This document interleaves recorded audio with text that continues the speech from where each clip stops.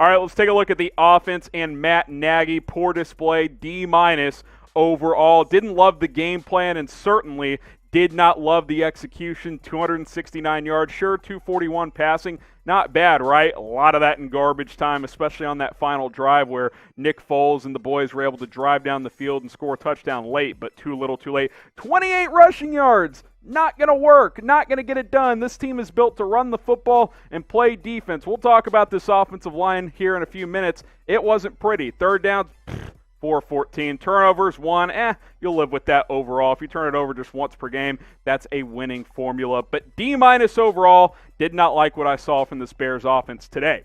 Defense, Chuck Pagano, B-. I thought the defense scratched. They clawed. I'm going to give them a B- for this game because they found a way to do some good things in this one. And you force 4 field goals. You hold a team to 19 points when your offense gave you nothing. All in all, that's a pretty good day. Didn't have any takeaways. Wasn't great on third down.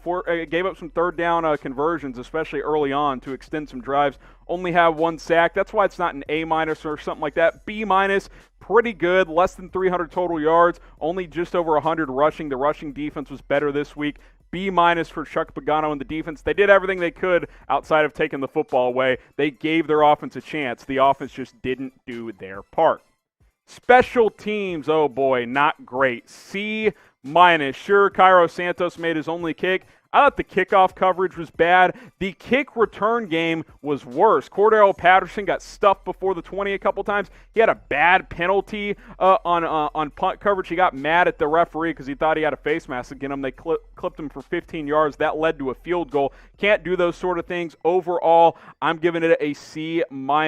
Impacted the game in a negative way overall. Didn't like what I saw from that group.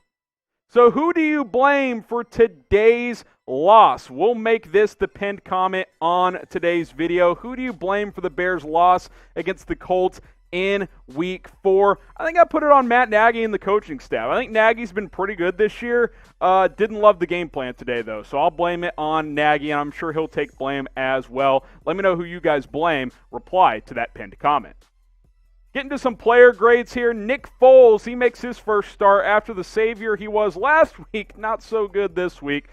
D+, he wasn't horrific. He didn't turn the football over, or he just had the 1 interception, and that was on a ball that could have been caught by Anthony Miller. Tough catch, but still. The raw numbers don't look bad, right? 26 of 42, 249, a touchdown, and a pick. A lot of checkdowns, a lot of underneath stuff.